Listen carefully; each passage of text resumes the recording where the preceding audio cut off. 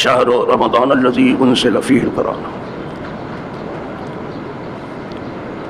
صدق الله مولانا العظيم وبلغ رسوله النبي الأمين الكريم ونحن على ذلك من الشاهدين والشاكرين والحمد لله رب العالمين.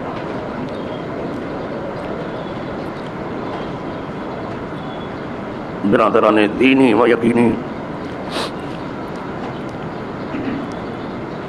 قابل احترام حاضرین و ناظرین، موجودین و غائبین،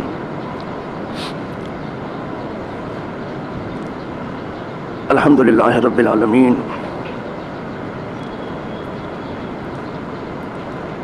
اب ایک یا دو راتیں اور ہیں، پھر وہ ماہ صیام و قیام اپنی پوری آب و تاب کے ساتھ جلوہ فگن ہونے والا ہے، جس کے انتظار میں پوری امت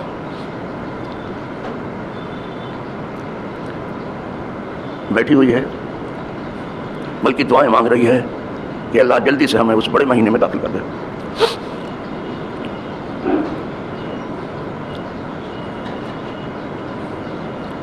تو آج اس بڑے مہینے کے حوالے سے، بہت بڑے مہینے کے حوالے سے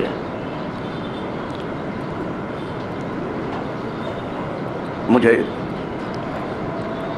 کچھ کہنا ہے، لیکن صرف زبان ہوگی، بات ان کی ہوگی، زبان صرف میری ہوگی. اس لیے اس شعبان کی آخری تاریخوں میں حضور نے ایک بلیغ خطاب فرمایا تھا. خطاب ایسا کہ نہ کوئی پہلے آنے والا خطیب اس طرح خطاب کر سکا اور نہ بعد میں آنے والے کر سکیں گے.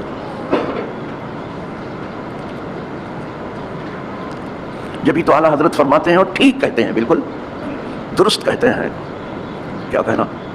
میں نثار تیرے کلام کے، ملی یوں تو کس کو زبان ہے، وہ سخن کی جس میں سخن نہ ہو، وہ بیان کی جس کا بیان. حضور جیسا کوئی بیان کوئی دے نہیں سکا، نہ اولین میں نہ آخرین. تو میں چاہتا ہوں وہی بیان آ جائے جو حضور نے دیا تھا، اور وہ بھی شعبان کے آخری دنوں میں ہی دیا تھا، اور اتفاق سے آخری دن کو ہی جمعہ ہے. اب اس کے بعد رمضان ہی ہوگا. حدیث پاک کے راوی حضرت سلمان فارسی، یہ اتنے سلیم الفطرت ہیں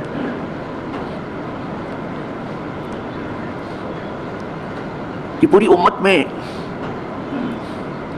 ان کا نام سنتے ہی لوگ جھومنے لگتے ہیں. حضرت سلمان فارسی کو شیعہ جو بہت کم صحابہ کو مانتے ہیں، وہ بھی حضرت سلمان فارسی کو مانتے ہیں.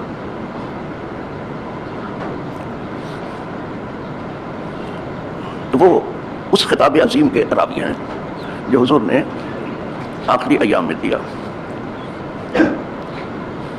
رمضان کے حوالے سے. اس میں آپ نے بتایا کہ رمضان ہے کیا، اور آپ نے بتایا کہ رمضان میں کرنا کیا ہے.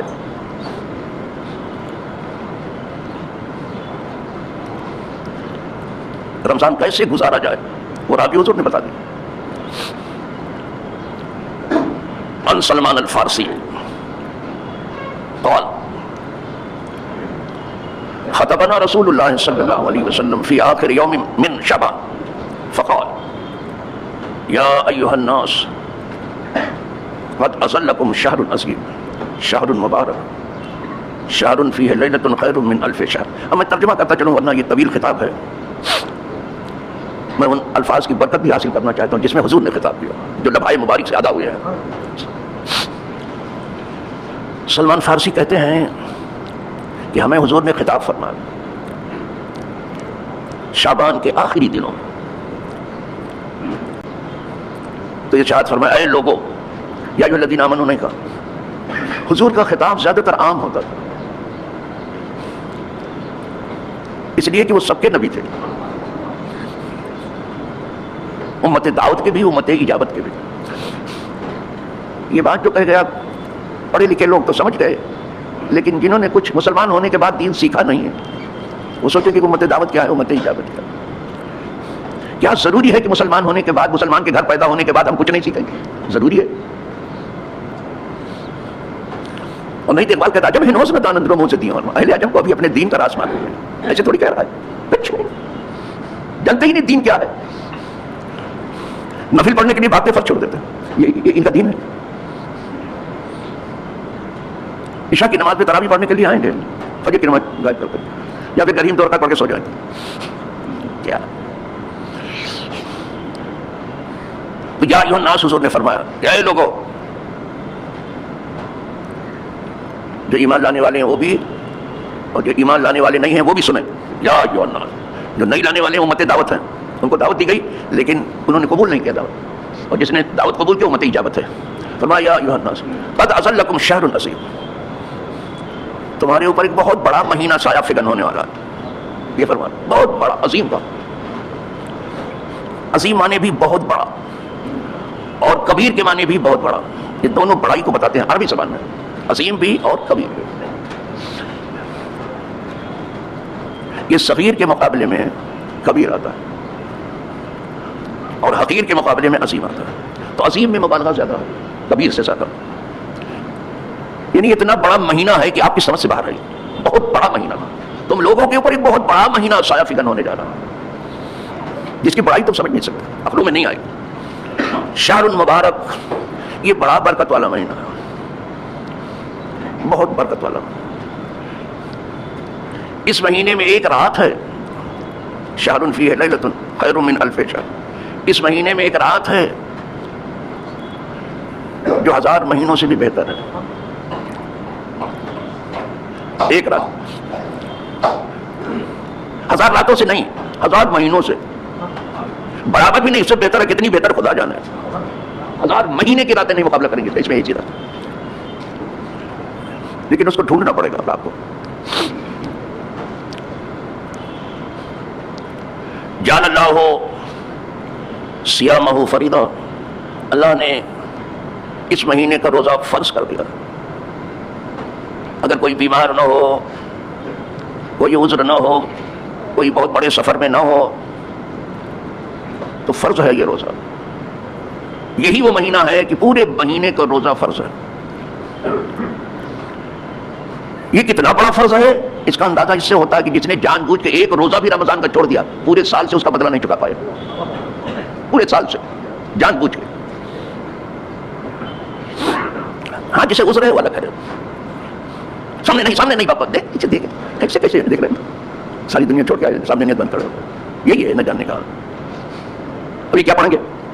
تقریر ہو رہی سامنے، چپ کھڑے چپ چاپ۔ عرض کر رہا تھا کہ اللہ نے اس مہینے کا روزہ فرض کر دیا، وہ قیام اللیل ہی تطوع، دن کا روزہ تو فرض کر دیا، رات کا قیام نفل کر دیا۔ رات کو جو کھڑے ہوتے ہیں آپ تراویح میں، یہ نفل ہے۔ ومن تقرب فیہ بخصلۃ من الخیر کان کمن ادی فریضۃ فیما سواہ، جس کسی نے اس مہینے میں کوئی نفل کام کیا تو اسے فرض کا ثواب ملے، یہ نہیں کہ صرف نماز پڑھو گے تو فرض کا ثواب ملے، کوئی بھی نیک کام جو آپ کرتے ہیں فرض کا درجہ لے لیتے ہیں۔ جیسے کسی کو کچھ کھلا دیا، پلا دیا، پہنا دیا، کسی کو سایہ فراہم کر دیا، کسی گرے پڑے کو اٹھا دیا، سمجھ رہے ہیں؟ یہ سب فرائض کے درجے میں آ جاتا ہے، کوئی بھی نیک کام۔ لیکن غلطی سے یہاں سمجھتے ہیں کہ صرف نماز جو ہے جو نفل ہے وہ فرض ہو جاتی ہے، بس سیکھا ہوگا تو ہی نہیں دی، اور نہ کوئی سیکھنے کی ارادہ ہے، یہ طے کیا ہے۔ بہت افسوس کی بات ہے مسلمان ہو کے بھی اپنا دین نہ سیکھنا کس قدر حماقت ہے، کتنی بڑی بیوقوفی ہے۔ ومن ادى فریضۃ فیہ کان کمن ادى 70 فریضۃ فیما سوا، اور جس نے اس مہینے میں ایک فرض ادا کیا، ویسے وہ جیسے 70 فرض ادا کیا، ایک کا 70 ہو گئے سیدھے، یہ حضور فرما رہے ہیں، جس نے ایک فرض ادا کیا وہ اس نے 70 فرض ادا کیا۔ وہ شہر الصبر، یہ رمضان کیا ہے؟ صبر کا مہینہ ہے۔ اور روزے کا ایک نام صبر بھی ہے. روزے کا ایک نام جانتے ہو؟ صبر ہے. یہ جو فرمایا گیا یا ایھا الذین آمنوا استعینوا بالصبر والصلاۃ، تو بعض مفسرین کہتے ہیں صبر سے مراد وہی روزہ ہے اور نماز اس کے مقابلے میں ہے، کہ نماز اور روزے سے مدد چاہو. اور روزے میں صبر ہی تو کرنا ہے، اور کیا ہے؟ کھانے سے صبر، پینے سے صبر، اور اپنی کچھ جائز خواہشات کی تکمیل سے صبر، یہ تو روزہ ہے. تو روزہ اصل میں صبر ہے. تو فرمایا یہ صبر کا مہینہ ہے. لیکن ہم مسجد کے باہر دیکھتے ہیں دکانداروں کے روزے میں شان سے لڑتے ہیں، وہ ادھار رکھتے ہیں کہ رمضان ہی میں لڑ لیں گے. وہ پاگل ہو گئے ہیں، انہیں کچھ معلوم نہیں، بالکل پاگل ہو گئے ہیں، اپنی دنیا کے پیچھے پاگل ہو چکے ہیں. ان پاگلوں کو کوئی علاج نہیں. اس مہینے کی کوئی قدر ہی نہیں ہے ان کو. وہ شہر المواسات، یہ غمخواری کا مہینہ ہے. یہ مہینہ ایسا ہی ہے کہ دوسروں کا غم جتنا اوڑھ سکتے اوڑھ لو، اپنا غم تو ہر کوئی لیے پھر رہا ہے. کوئی ایسا بھی ہے جسے اپنا غم نہ ہو؟ کوئی نہیں. وہ شہر یزداد فیہ رزق المومن، اور یہ ایسا مہینہ ہے اس میں روزی بڑھا دی جاتی ہے مومن کی. سبحان اللہ، اس مہینے میں مومن کی روزی بڑھا دی جاتی ہے. اسی لیے اس مہینے میں مومن وہ کھا لیتا ہے جو 11 مہینے میں نہیں کھا سکے گا. یہ سب کو تجربہ ہے. ایک بار ہمارے دسترخوان پر ایک شاعر بیٹھے ہوئے تھے، ہمارے ساتھ ہی بیٹھے تھے. تو کچھ پھل فروٹ زیادہ دیکھا، کیونکہ ہم کھانا برائے نام کھاتے ہیں، یہ چپاتی کھائیں گے اور پھل دیر تک کھاتے رہیں گے. کچھ پھل فروٹ زیادہ دیکھا تو کہنے لگا یار رمضان ہے کیا؟ معلوم ہوا بیچارہ وہ رمضان ہی میں شاید کھانا پھل کھاتا تھا. ہم کہا نہیں رمضان نہیں ویسے ہی. اچھا اچھا اچھا. وہ اپنا تخلص بے حس استعمال کرتے تھے. اچھا شاید تھا، اخبارات میں اس کا کلام آتا تھا. بے حس الہ آبادی آتے تھے یہیں جمعہ پڑھنے کے لیے. تو رمضان میں مومن کی روزی بڑھائی جاتی ہے، اور رمضان میں مومن وہ کھاتا ہے جو 11 مہینے میں نہیں کھا سکتا. یہ طے ہے بالکل، اس لیے کہ روزی بڑھا دی گئی ہے. من فطر فیہ صائما کان لہ مغفرۃ لذنوبہ وعتق رقبتہ من النار. جس نے کسی روزہ دار کو افطار کرایا، جس کسی نے بھی، تو اس کے گناہ کی مغفرت ہو جائے گی اور اس کی جہنم سے آزاد ہو جائے گی افطار کرانے میں دوسرے کو. وَكَانَ لَهُ مِثْلُ أَجْرِهِ مِنْ غَيْرِ أَنْ يَنْقَصَ مِنْ أَجْرِهِ شَيْءٌ. اور اس کے لیے وہی اجر ہے افطار کرانے والے جو روزہ رکھنے والے کا ہے. ایک روزے کا اجر ملتا ہے، گردن جہنم سے آزاد ہو رہی ہے اس کی، اور گناہ سے مغفرت ہو رہی ہے. کس قدر بامانہ خطاب ہے حضور کا، کوئی جگہ چھوڑی نہیں ہے. تین کام ایک ساتھ ہو رہا ہے. گناہ کی معافی الگ ہو رہی ہے، آپ افطار کرا رہے ہو، آپ گناہ معاف ہو رہے ہیں.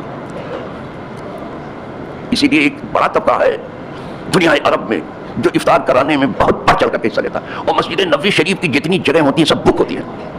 کوئی 500 کو افطار کرا رہا ہے، کوئی 200 کو افطار کرا رہا ہے، سب کوئی 100 کو. ہمارے یہاں بھی بامبے میں بھی کچھ لوگ ہیں کہ ہر مسجد میں کچھ نہ کچھ بندوبست کرتے ہیں. لوگ تماشا دیکھتے ہیں. پہلے جب میں بمبئی آیا تو میں نے کہا کہ بمبئی میں زیادہ اچھا ہے، لیکن جب عرب میں جا کے دیکھا میں نے کہا بمبئی کچھ نہیں ہے. بمبئی صفر کچھ 500 کو افطار کرانا، اور گھر والی افطار کرانے کے لیے ایسے کھڑے ہوتے جیسے ان کو افطار کرنا ہی نہیں، اور پکڑ پکڑ کے بٹھاتے کہ بیٹھیے. اس لیے حضور نے ثواب ایسا بتا دیا. عرب کو معلوم ہے اس میں گناہ کی معافی بھی ہے، جہنم سے گردن کی آزادی بھی ہے، اور ایک روزے کا ثواب بھی ہے. بلا روزہ رکھ کے افطار کرانے میں ایک روزے کا ثواب ملے گا. 500 روزے کا ثواب مل گیا افطار کرانے والے.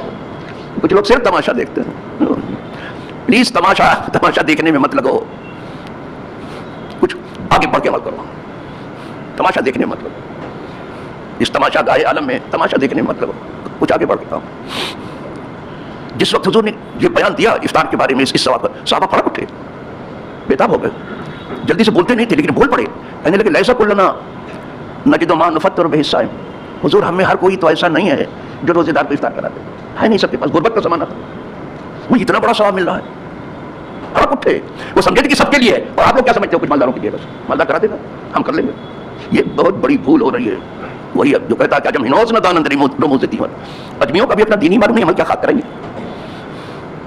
صحابہ پڑک اٹھے اور عرض کیا کہ حضور ہمیں ہر کوئی تو اس لائق نہیں کہ افطار کرا دے. اب حضور نے فرمایا ان اللہ تعالیٰ یؤتی ھذا الثواب من فطر صائما علی مسقط لبن اور تمرۃ اور شربۃ من ماء. کیا نسخہ بتا دیا حضور؟ وہ نسخہ حضور بتا رہے ہیں جہاں ہر کوئی یہ حاصل کر سکتا ہے، کوئی بچے گا نہیں، افطار کرانے والوں میں آئے گا. فرمایا اللہ یہ ثواب اس کو بھی دے گا جو ایک گھونٹ دودھ کسی کو پلا دے، ایک گھونٹ زیادہ نہیں، اور یہ بھی نہ ہو تو ایک کھجور سے کسی کو افطار کرا دے، اور یہ بھی نہ ہو تو ایک گلاس پانی سے. ابھی بھی نہیں کر سکتے کیا؟ تینوں میں سے تو کوئی کر ہی لے. کچھ ہوشیار لوگ کہیں ہم تو پانی سے کرا دیں گے سب، کھجور بھی نہیں دینا پڑے گا پانی، وہاں کیلکولیشن کریں گے کیلکولیٹر لے کر کے، کہیں پہ زیادہ تو خرچہ نہیں ہوگا. لا حول ولا قوت. حضور نے وہ راہ بھی بتا دی کہ ہر کوئی ہر روزے دار افطار کرتا ہے، کیا ہی اچھا ہو کہ جو افطار کرتا ہے وہ افطار کرانے والا بھی ہو جائے، ہر کوئی.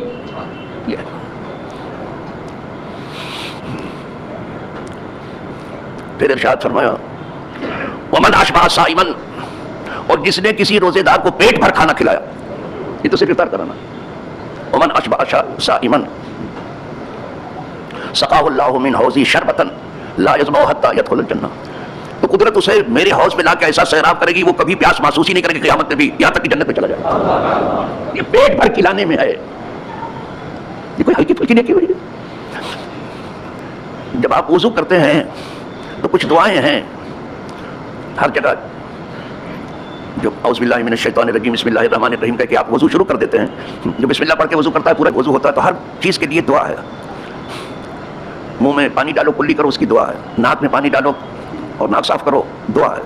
چہرے پہ پانی ڈالو، اس کے لیے دعا ہے. ہاتھ دھو، سیدھا ہاتھ دھو، دعا ہے. الٹا ہاتھ دھو، دعا ہے.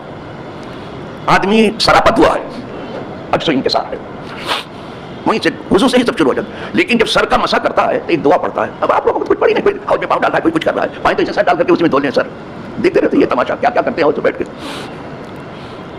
بچے مچھلی پکڑتے ہیں حوض پر اور یہ پاؤں ڈالتے ہیں، سر ڈالتے کیا کیا کرتا ہوں. سر کے مسا میں دعا ہے کہ اللہم اذلنی تحت ظل عرشک یوم لا ظل الا ظلک ولا باقی الا وجہک واسقنی من حوض نبیک محمد صلی اللہ علیہ وسلم شربتا لا نظمأ بعدہ ابدا. یہ پڑھتے ہیں.